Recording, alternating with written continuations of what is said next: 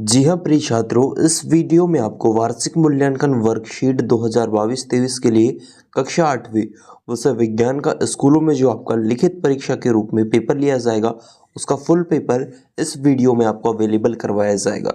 यदि आप भी कक्षा 8 के स्टूडेंट हैं और वार्षिक मूल्यांकन वर्कशीट यानी वार्षिक परीक्षा देने जा रहे हैं इस साल, तो ये वीडियो आपके लिए रामबाण साबित होने वाला है, क्योंकि इस वीडियो में आपका जो पहला पेपर है 25 मार्च को विज्ञान का, उसका फुल पेपर विथ सॉल्यूशन आपको बताया जाएगा किस तरीके से आने वाला है, किस तरीके से आपको उत्तर लिखना है और किस तरीके से आपको पूरे में से पूरे नंबर मिलेंगे।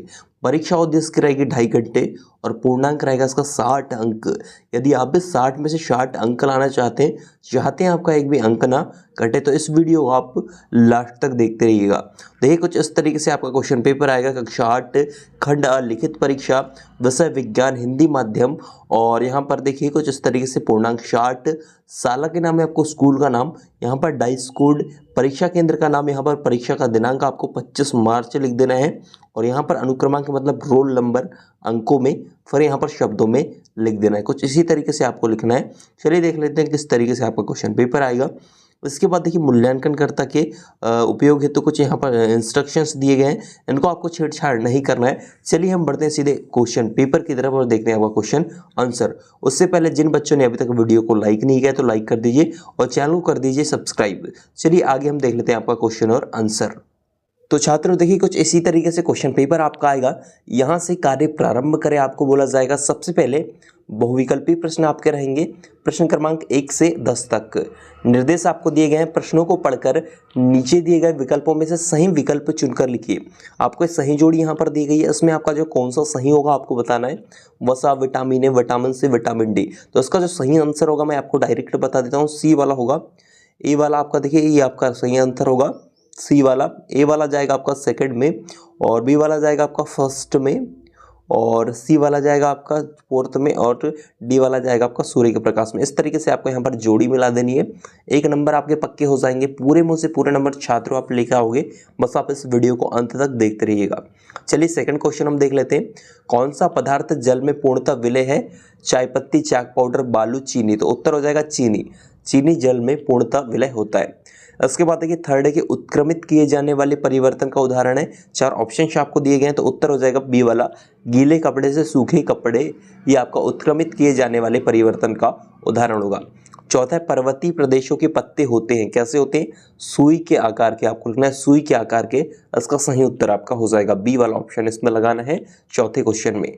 पांचवा है हमारे परिवेश में होने वाले परिवर्तन जिनके प्रति हम अनुक्रिया करते हैं कहलाते हैं। तो कहलाते हैं उद्दीपन, श्वसन, उत्सर्जन, वृद्धि।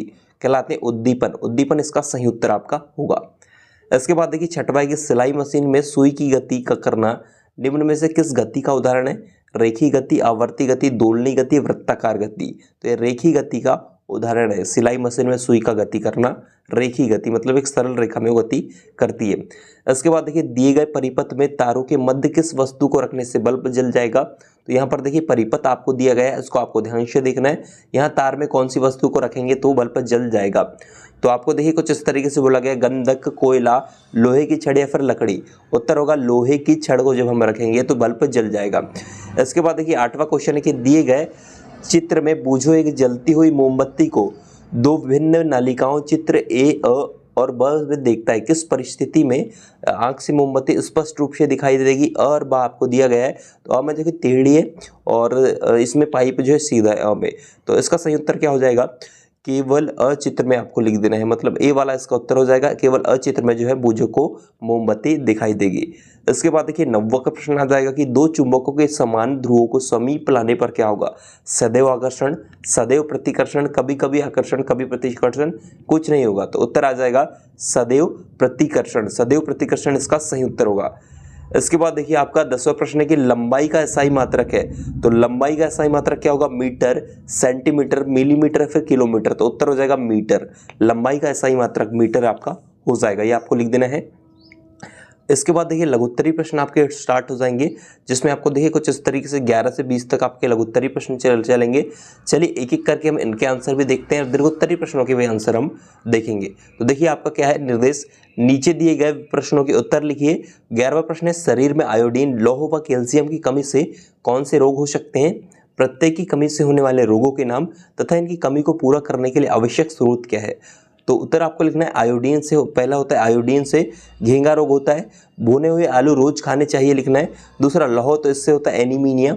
चुकंदर का जूस पीना चाहिए। थर्ड है कैल्शियम से ऑक्टोपायरोसिस होता है। इसमें कच्चा पनीर खाने की सलाह दी जाती है डॉक्टर के द्वारा। तो इस तरीके से आपको यहाँ पर क्वेश्चन नंबर 11 का उत्तर देना है। वीडियो को रोककर आप पूरा इसका आंसर लिख सकते हैं।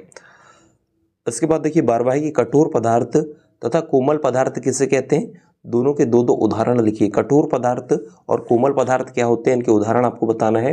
तो देखिए कठोर पदार्थ में आपको लिखना है पदार्थ जिन्हें आसानी से संपीड़ित व खरोचा ना जा सके उन्हें कठोर पदार्थ कहते हैं, जैसे लोहे व पत्थर से बनी वस्तुएं। और कोमल पदार्थ जिस पर आसानी से खरोंच लगा सकते हैं उसको कोमल पदार्थ कहते हैं, उदाहरण चौक, रुई, रबर आदि।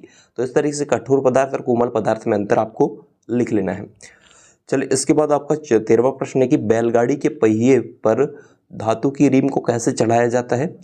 उत्तर हो जाएगा देखिए रीम को गर्म किया जाता है जिससे ऊष्मा पाकर रीम प्रसारित होता है, जिससे उसका आकार बढ़ जाता है और यह पहियों पर आसानी से चढ़ जाता है तथा ठंडा होने के साथ साथ रीम का आकार घटता और वह पहिए को अच्छी तरह जकड़ लेता है। इस तरीके से 13वें क्वेश्चन का आपको पूरा उत्तर लिख देना है। इसके बाद देखिए कुछ इस तरीके से 14वां क्वेश्चन आ जाएगा। घास स्थल में रहने वाले किन्हीं दो जीवों का उदाहरण देकर उन्हें उस परिस्थिति में रहने हेतु कौन से गुण परिलक्षित होते हैं लिखिए। तो आपको लिखना था कि घास मैदानी क्षेत्र में शाकाहारी जंतु हिरण आदि का तथा मांस जंतु शेर, बाघ, चीता आदि रहते हैं।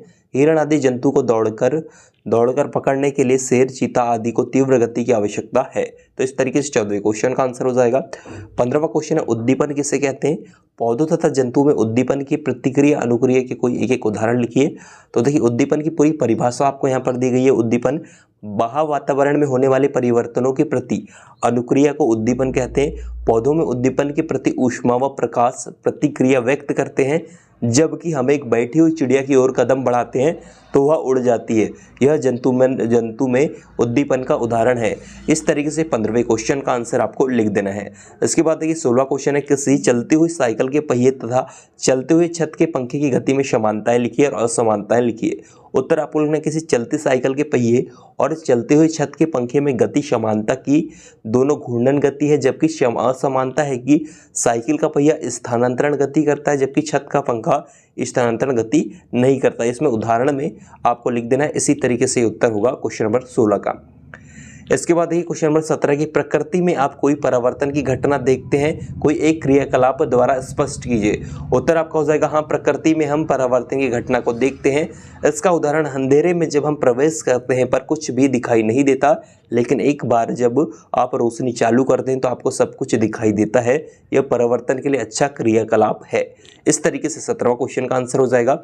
अभी तक जिन बच्चों ने वीडियो को लाइक नहीं किया है तो लाइक कर दीजिए। चलिए 18वें क्वेश्चन विद्युत स्विच किसे कहते हैं। स्विच ऑफ तथा ऑन की स्थिति में विद्युत परिपथ पूरा होगा। उत्तर होगा एक स्विच एक विद्युत संकेत को यांत्रिक रूप में बदलने के लिए बाहरी बल प्रतिक्रिया करता है। स्विच ऑन की स्थिति में विद्युत परिपथ पूरा होगा। इस तरीके से आपको यहाँ पर 18वें क्वेश्चन का उत्तर लिखना होगा। इसके बाद देखिए छात्रों आपका 19वां क्वेश्चन आ जाएगा। विद्युत परिपथ में विद्युत धारा की दिशा क्या होगी, चित्र द्वारा दर्शाइए।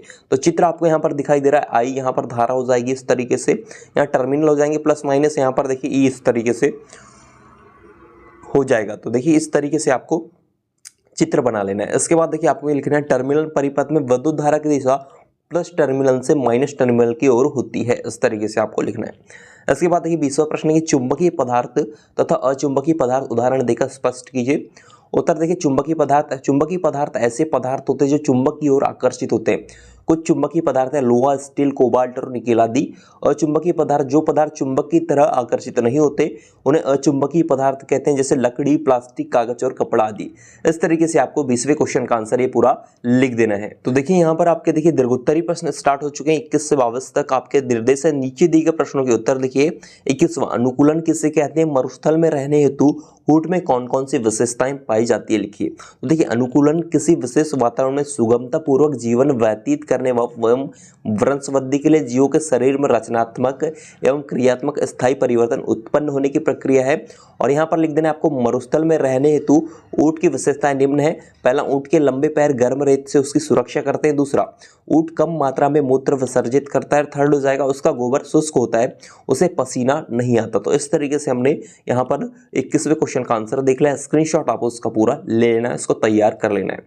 देन इसके बाद देखिए 22वां क्वेश्चन है, मोमबत्ती का जलना तथा मोम को गर्म करना दोनों परिवर्तन स्पष्ट कीजिए। तो उत्तर आपको लिखना है, देखिए मोमबत्ती का जलना रासायनिक व भौतिक दोनों ही प्रकार के परिवर्तन है, क्योंकि जो मोम जल चुका है वह उष्मा व प्रकाश में परिवर्तित हो चुका है, उसे पुनः प्राप्त नहीं किया जा सकता, यह स्थायी परिवर्तन है।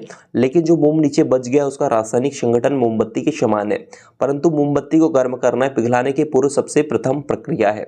इस प्रकार से क्वेश्चन नंबर 22 का आंसर आपको लिख देना है। तो यहाँ पर देखिए छात्रों, मैंने 1 से लेकर जितने भी क्वेश्चन आपके थे पूरे के आंसर A to Z आपको प्रोवाइड किए। तो उम्मीद है ये वीडियो आपको पसंद आएगा। ये वीडियो आपको यदि अच्छा लगा तो इस वीडियो को लाइक, शेयर, सब्सक्राइब कीजिए, और आगे भी इसी तरीके से पेपर आपको दिए जाएंगे तो आपको चैनल को सब्सक्राइब करना है। सो मिलते हैं नेक्स्ट वीडियो में नेक्स्ट पेपर के साथ। जब तक टेक केयर, जय हिंद, बाय बाय।